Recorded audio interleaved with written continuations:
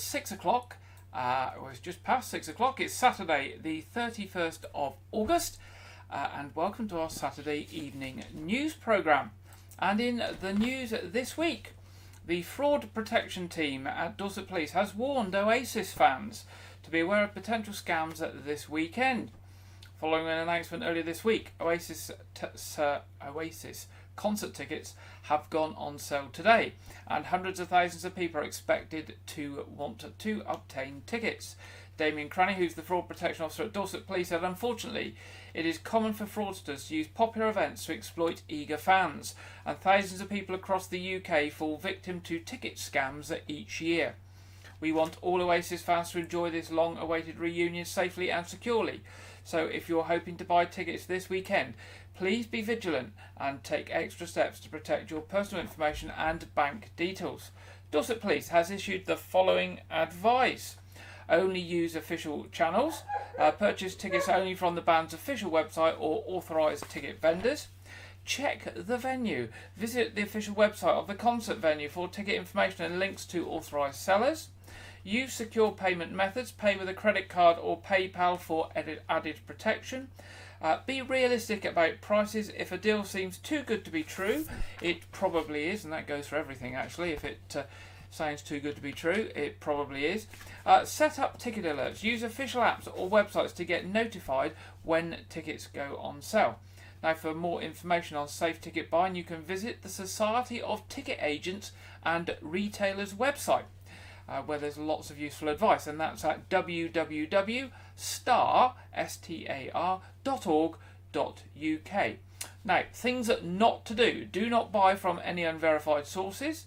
So avoid buying from unofficial websites, social media posts or ads in the newspapers. Never pay by bank transfer. Legitimate ticket platforms don't ask for direct bank transfers. It's all a credit card or PayPal. Do not click on suspicious links. And beware of any emails that come in with texts or emails or texts with links to buy tickets. Avoid sharing personal information. Do not give out personal information or financial details unless you're certain the seller is legitimate. Do not rush into a purchase. Scammers often create a false sense of urgency, so make sure you take your time to verify it's a legitimate seller. And do not post images of your tickets online, as they can be replicated or used to scam another buyer by grabbing the information off your tickets. Now, for more information about secure legitimate tickets, go to the Which website, www.which.co.uk/oasis/avoid-scams. There we go. That's if you're buying Oasis Oasis concert tickets this weekend. Now, Dorset's greener homes are opening their doors for the fourth year across Dorset this September. Communities across Dorset are set to benefit from this county-wide event, as nearly 40 homes across Dorset take part in the annual event Dorset Greener Homes, and these are to showcase greener and sustainable energy installed in their homes. Many feature solar panels, battery storage, air and ground source heat pumps and mechanical ventilation. Others show low-cost solutions using natural materials which can be recycled at the end of life of the building, and wildlife-friendly gardens. This yearly event has proven to be great help to those interested in making sustainable and greener energy changes to their homes, with impartial advice from the homeowners giving visitors detailed knowledge of the installation processes, costs and healthy payback times on investment. How noisy is the heat pump? How can I improve the insulation of my listed building? Are solar panels really worth it? How do I find a reputable installer? Visitors have found practical answers to all of these questions and many more. Now, the event is on the 14th and 15th and 21st and 22nd of September. Most homes are open for one or two of these days and may require prior booking. Details and opening times can be found on a specific website, and that's www.dorsetgreenerhomes.org. www.dorsetgreenerhomes.org. Excuse me. The website also features mini films of some of the homes. Many homes are also open outside of the event dates all year round by appointment. So there we go. That's dorsetgreenerhomes.org for information on that if you're looking to put solar panels in, or ground source or air source heat pumps. Now, Wyke have announced a new partnership with the Dorset Bike Festival this year for this year's annual charity Ride Out, which will take place on Saturday the 21st of September. The life-saving charity is thrilled to confirm the return of their popular annual fundraising event, which gives motorcyclists the opportunity to take part in one of the last ride-outs of the summer, before storing their bikes away for the winter months. Last year's event saw over 600 motorcycles come out in support, raising over £10,000 in aid of the motorcycle injury prevention charity Doc Bike. This year's event promises to be the best yet, giving participants 5 ride-out routes to choose from, starting at locations in Dorset, Devon, Hampshire and Somerset, as well as a brand new endpoint. As part of the exciting new partnership, all routes will end at the fantastic Dorset Bike Festival, which is being held at Wooders campsite in Regis from the 20th to the 22nd of September. The 2-day bike festival is set to be a fantastic occasion with live music, stalls from motorcycle dealerships, bike displays, a bar and food stalls, festival entertainers and Doc Bike's grand raffle, with some amazing prizes which have been kindly donated by local businesses in Dorset. For those looking to enjoy the facilities and music into the night, camping and glamping pitches can also be booked in advance of the event. Now, Doc Bike receives no direct funding from the government and relies on the generosity of the public to continue their life-saving work, which puts highly trained trauma doctors or critical care paramedics on 2 wheels to reduce deaths and serious injuries on UK's roads due to motorcycle collisions. Doc Bike is hoping that anyone who registers to take part will also use the opportunity to raise additional funds by making a donation when registering, or by purchasing additional raffle tickets for the grand draw. Now, Dr. Ian Mew, who's co-founder and a trustee of Doc Bike, said, "We are delighted to partner with the Dorset Bike Festival for this year's charity Ride Out. This is our annual fundraising event for Doc Bike, and we are excited to give bikers more choice than ever before, with 5 routes to choose from and the amazing endpoint at the festival, where everyone can come together and enjoy the array of festivities on offer. Doc Bike is dedicated to being there for anyone who needs emergency critical care, but we are just as passionate about helping bikers to avoid being involved in a crash by giving them tips and tricks to avoid being knocked off their bikes." Online registration for the ride is now open. Registration costs £15 per person and includes festival entry and automatic entry into the grand raffle. And tickets for the festival are also available to purchase via the charity's website. For more information about the Doc Bike Ride Out, the Dorset Bike Festival, or to register online, pop along to the Doc Bike website at www.docbike.org/Dorset-ride-8. There we go. Now, West Dorset campaign for Real L, or Camera, say they are extremely proud and excited to announce that their current Pub of the Year and Cider Pub of the Year, the Woodman, Bridport, has progressed into and won the Camera Regional Cider Pub of the Year award, which elevates it into the national final for overall Cider Pub of the Year. It has also just been announced, to the joy of the landlord, Darren Moore, that the Woodman is also now in the last 17 pubs in the country a serious contender for Camera's prestigious National Pub of the Year, the ultimate accolade for any pub or licensee can win. The Woodman is a classic example of a thriving community-led pub that has a large selection of cider and perry and complements the expanding cask ale selection. A warm welcome awaits, and landlord Darren Moore alongside pub staff have good knowledge of the beer and cider products they sell and will happily give advice and tasters to assist customers. Not only does the pub regularly stock locally produced Dorset varieties such as Dorset Nectar and Isaac cider, but also gives the drinker a chance to sample ciders from further afield, such as Bridge Farm, Somerset, Oliver's in Herefordshire and Ascension from Sussex. There are 5 hand pumps that dispense real ales from microbreweries throughout the UK, and the throughput is very quick, with often new beers being put on mid-session. It is extremely rare for a pub to win 2 consecutive awards of this nature, and as a branch of Camera, we fully support Darren and his partner, said the West Dorset branch. Now, on hearing of winning this award for the second consecutive year running, pub landlord Darren Moore said, "I'm absolutely flabbergasted. We are so happy to get through to the next stage of the Camera Regional Cider Pub of the Year, which is amazing. only then to find out a month later we were also in the top 17 pubs in the country by winning the Regional Pub of the Year is truly amazing. I didn't believe it at first. I am rarely struck for words, but I was speechless. Darren went on to say a massive thank you to all the staff, suppliers, brewers, cider makers that make it happen, and of course West Dorset Camera for their continued support. There we go. So we'll be watching that with interest to see how that pub progresses in the national competitions. Now, a new clothing bank is due to open in Weymouth next month to help those who are struggling. The Family Matters Weymouth and Portland charity was established in 2020 and supports local families by collecting and organising donated items such as clothes for 0 to 3s, towels, playmats, high chairs, cots, buggies, toiletries, toys and games. Now it is announced that it will be opening a new adult clothing and homeware section, which will be open from 1 to 3:30 p.m. every Tuesday afternoon, starting from the 10th of September.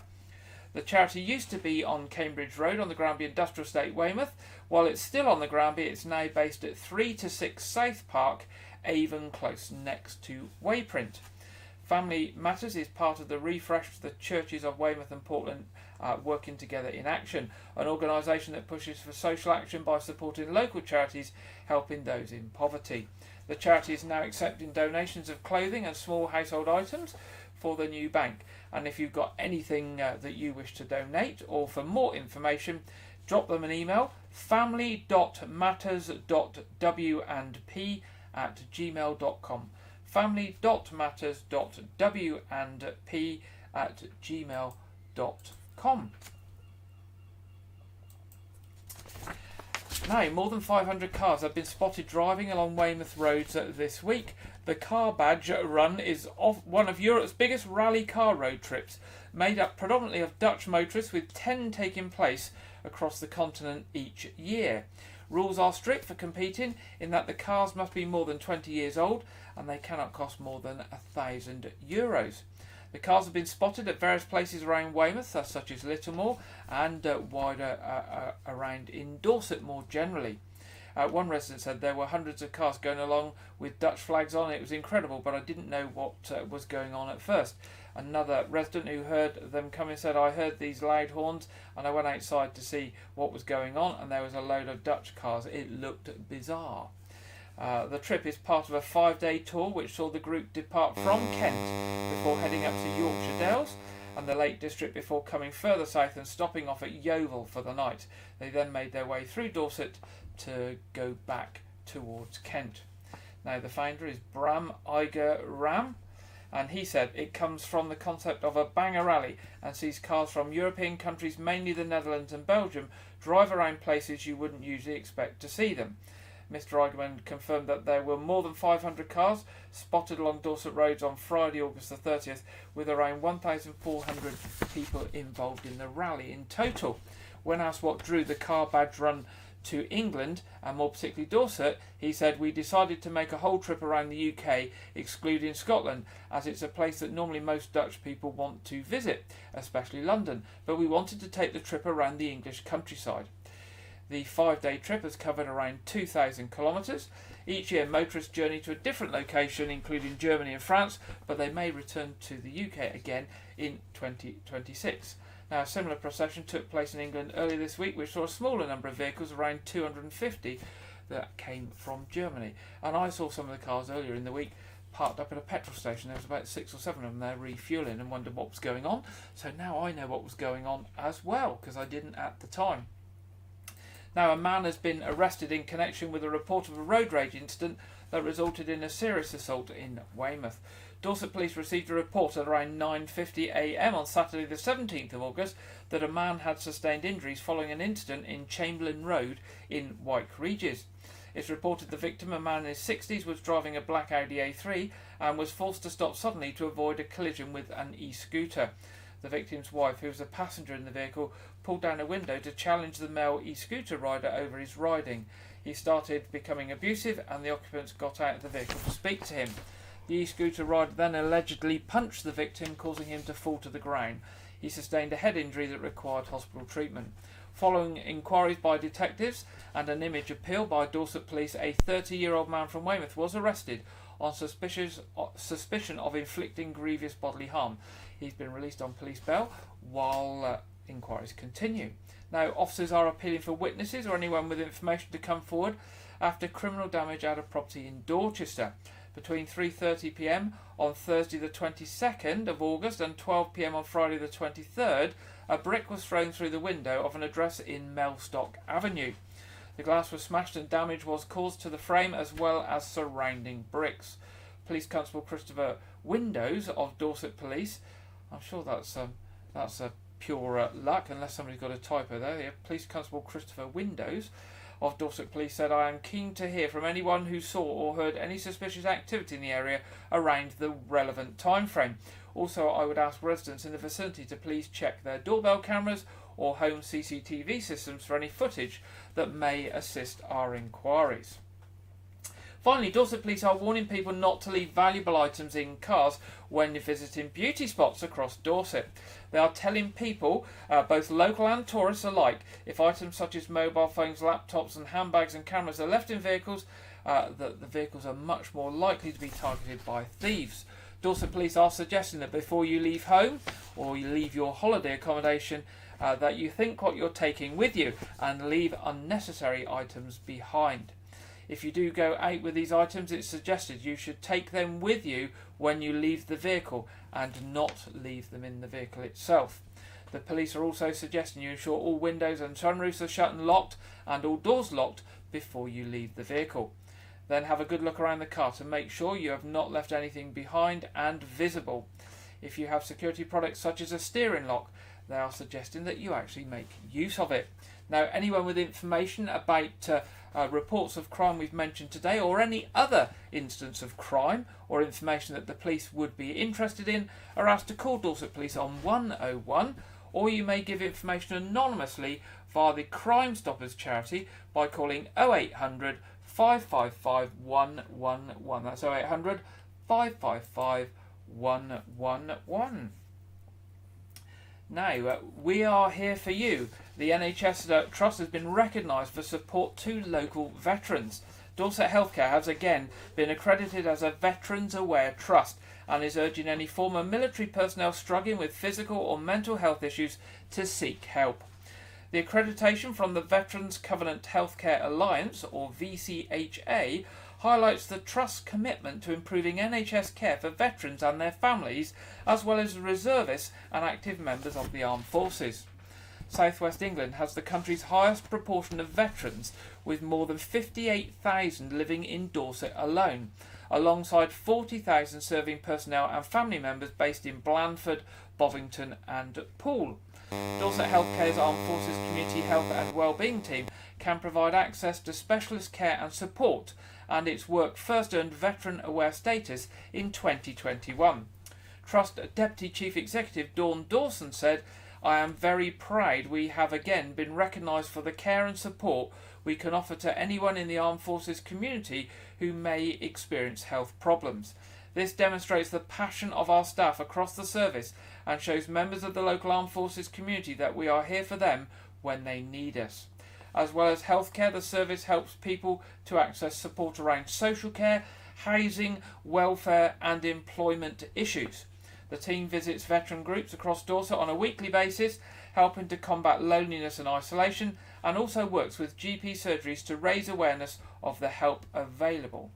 Now, Major Retired Andy Gritt MBE, the team's clinical and operations manager, said, "We are very proud to have once again received this accreditation. It's vitally important that ex-armed forces personnel are well supported, and we want them to know we are here for them every step of the way." To find out more or access support from the Armed Forces Community Health and Wellbeing Team, you should visit the Dorset Healthcare website. So just search for Dorset Healthcare website and then look for the Armed Forces Wellbeing Team on the menu system. Or you can drop them an email at dhc, that's dhc.dorset.veterans@nhs.net. That's dhc.dorset.veterans@nhs.net. Now, on Tuesday the 3rd of September, Dorset Council will honour Merchant Navy seafarers by holding a flag-raising ceremony at County Hall in Dorchester at 9:30am. Merchant Navy Day, that's on Tuesday the 3rd of September, acknowledges the brave men and women of the Merchant Navy who in both world wars kept our island nation afloat and in peacetime continue to face the routine perils of violent storms and mountainous seas to transport everyday items like food and fuel. And I'd also like to say face piracy as well, as there are lots of modern pirates out there, unfortunately. The ceremony will be led by Vice Chair of the Council, Councillor Les Fry, BEM, and Merchant Navy Branch Chairman Captain David Knight will be attending, as well as members of the Weymouth and Portland Merchant Navy, with members of the Royal Navy Association and Weymouth Sea Cadets.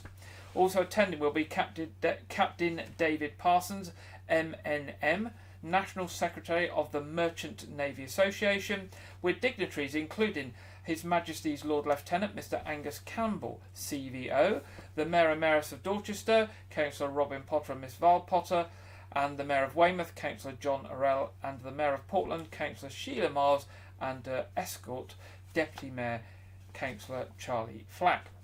Now, Councillor Les Fry said, in tribute to the commitment, bravery and self-sacrifice of our current and former seafarers, we are proud to raise the red ensign to support Merchant Navy Day. The Merchant Navy has played a crucial part in our history, keeping supply lines open during 2 world wars and reaching far away places of the world like the Falklands to defend our citizens. Today there are around 80,000 men and women working at sea.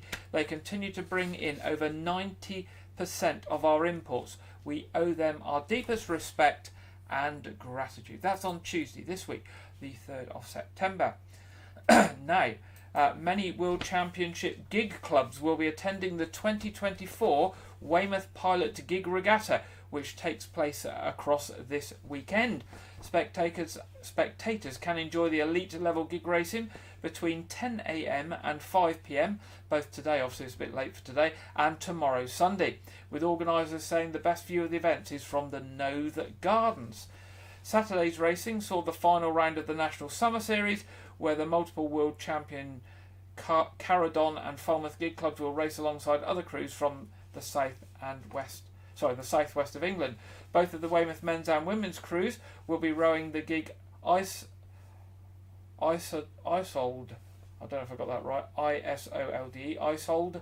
They are hoping for a top 10 finish overall after attending all other rounds of the series in Devon and Cornwall. So do pop along to the Noath Gardens. Lovely vantage point there to watch things from tomorrow between 10am to 5pm to see what's happening in the gig racing. And finally, in the headlines tonight, a full-size replica of a Spanish galleon, El Galleon Andalusia, has returned to Weymouth Harbour and will be here until Monday the 2nd of September. She's going to be open to the public to climb aboard the huge ship from 10am to 8pm. Now, according to the Sail Training International website, El Galleon Andalusia has a permanent crew of 12 with facilities for 20 trainees and is owned by the Neo Victoria Foundation, a non-profit entity specialising in promoting and spreading historical events whilst providing training for young people to help them gain confidence in themselves by being a member of the crew. And that's something good to do this weekend. Pop down to Weymouth Harbour. You won't be able to miss the boat. It's very large and it's different to all the other boats. And it'd be well worth a look round if you're looking for something to do this weekend. Now that's the end of the headlines in the news this week. It's time in today's programme to go over to our regular contributor Andrew Wright for this week's film review and preview.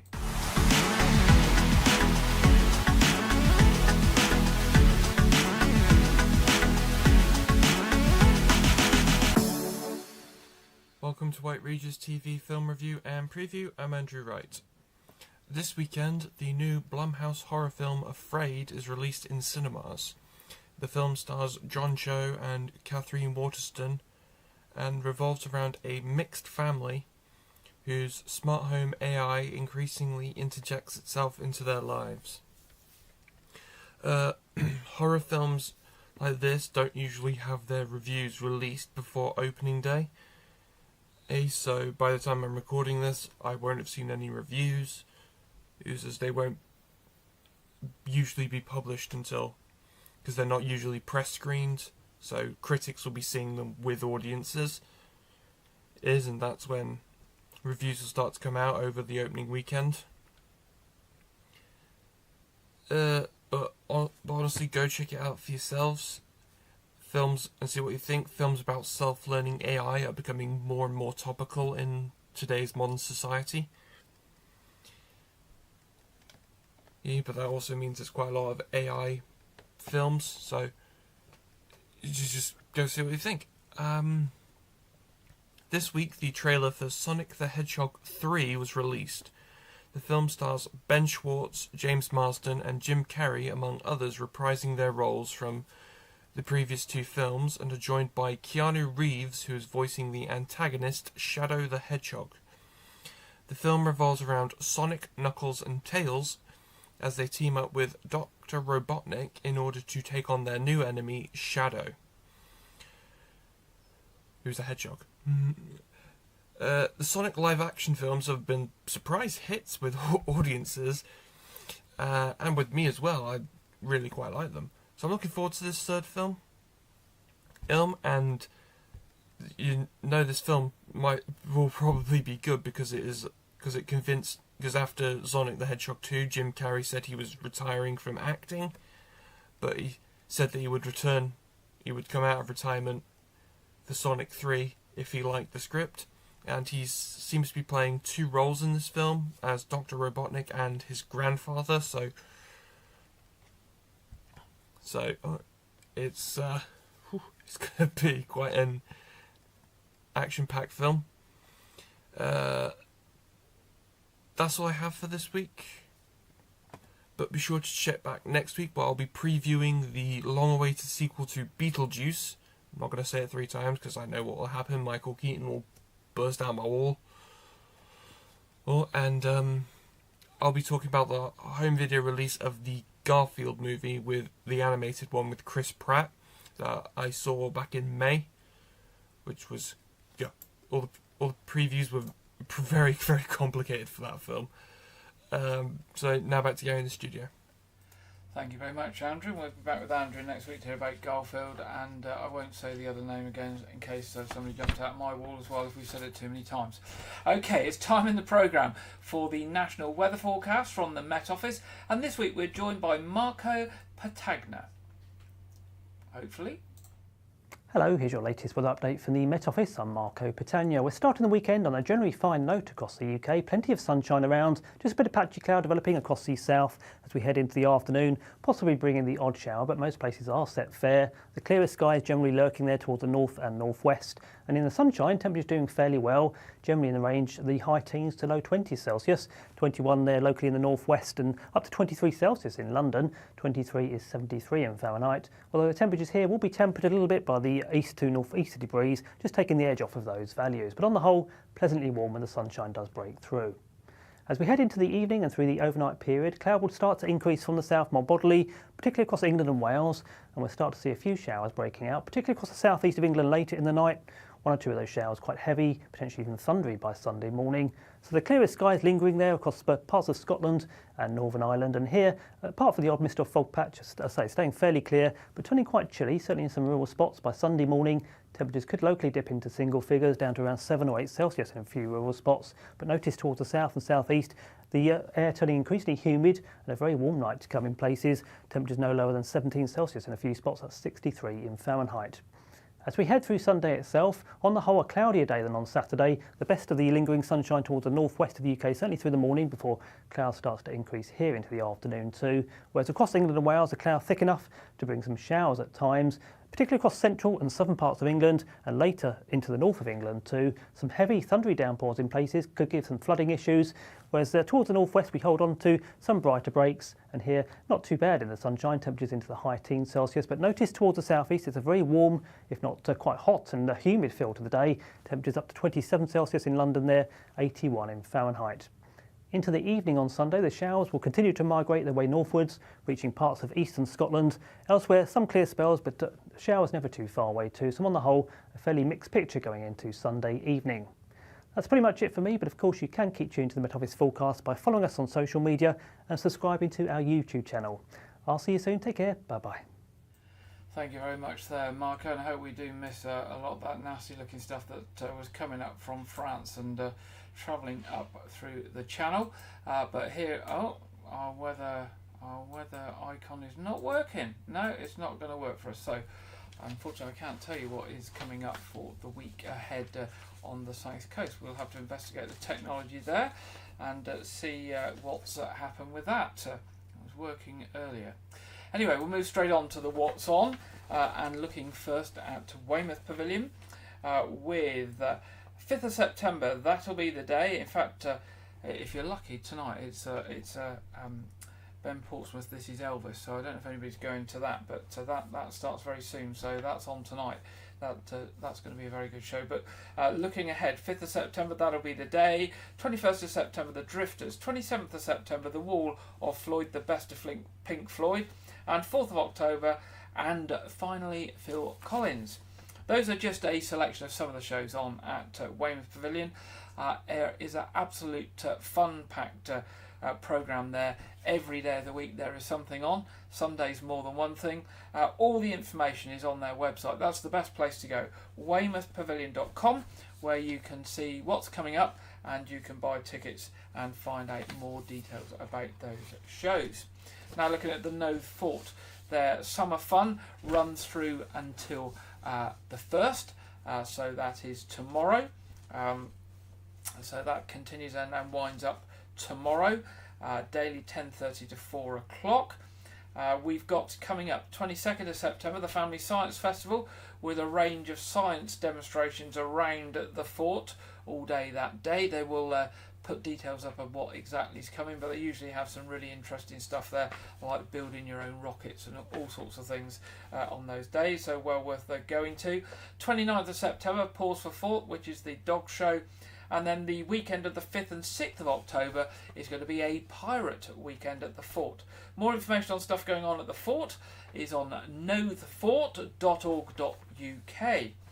A reminder that Abbotsbury and Portsham are still celebrating their millennium, and all the details for that are on the specific website, map24.org, map24.org. And next weekend is the start of the B-Side Festival on Portland, from the 5th to the 8th, so do a search for B-Side Festival Portland, and that does kick off with a film being shown in the Salt Restaurant on the 5th, looking at 209 portraits of local faces, all illuminated by the fleeting light of a single match. Sounds very interesting, doesn't it? Hopefully for those of us that don't get there, that will go up online at some stage. It would be good to see that. Now turning to church services tomorrow, there's an 8 o'clock communion at All Saints Church. 9:30 is the monthly family-friendly, more casual cafe church service that starts with the breakfast before the service. That's at 9:30, and then the 11 o'clock service at St Edmunds a bit later in the morning. Our other programme tonight, of course, is our Saturday night quiz. That it starts promptly at 7:30 with the streams going up at 7:20. Do join us if you enjoy a quiz. It's free, it's family and community friendly. All are welcome.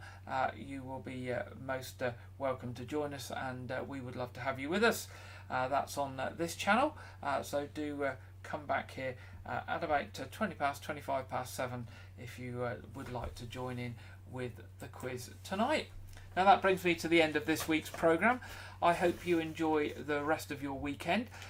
If you're finishing your school summer holiday, I hope you're getting your school bits ready to go back to school during the coming week. I think schools start back at various times during this coming week, because I think there are some teacher training days this week, but I think most schools locally will be back by next weekend. Hope you've had a lovely summer holiday, and hope you're prepared to get back to school and for the year ahead.